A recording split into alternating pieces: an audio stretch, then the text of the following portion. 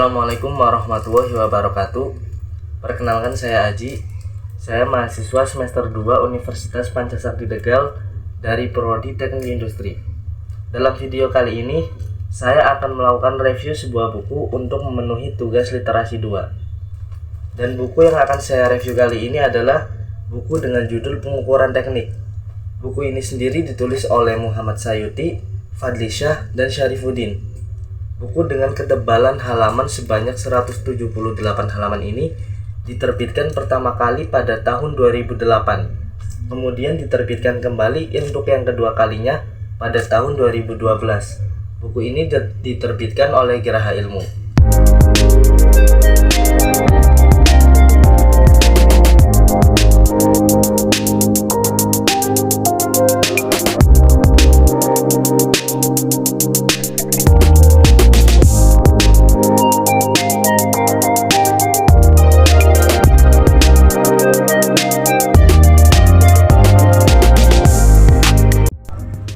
Oke teman-teman, jadi apa sih nantinya yang bisa kita dapat setelah kita membaca buku ini?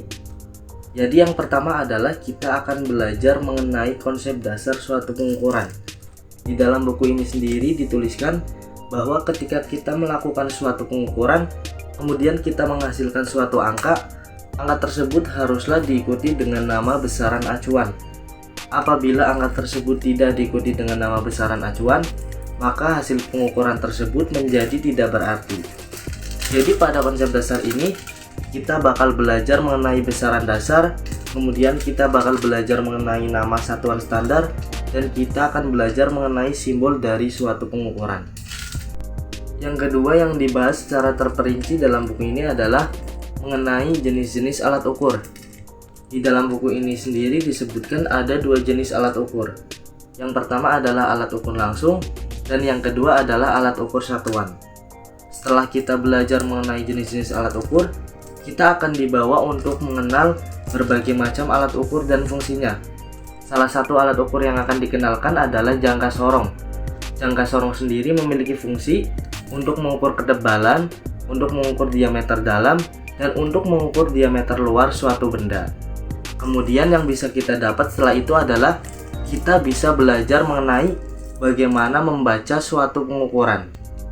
Oke, selanjutnya yang bisa kalian dapat di dalam buku ini adalah mengenai kalibrasi. Kalibrasi di dalam buku ini dijelaskan bisa kalian lakukan sebelum kalian melakukan pengukuran pada sebuah alat ukur.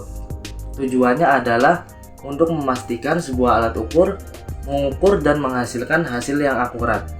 Kemudian hal lain yang sangat saya suka dan menjadi kelebihan dari buku ini adalah buku ini ditulis dengan sistematis dan jelas. Juga buku ini dilengkapi dengan simbol-simbol pengukuran yang nantinya bisa kita hafalkan.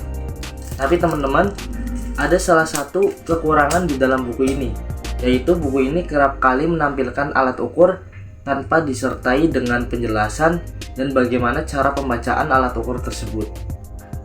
Terakhir, saya merekomendasikan buku pengukuran teknik ini kepada kalian mahasiswa teknik yang ingin belajar mengenai pengukuran teknik.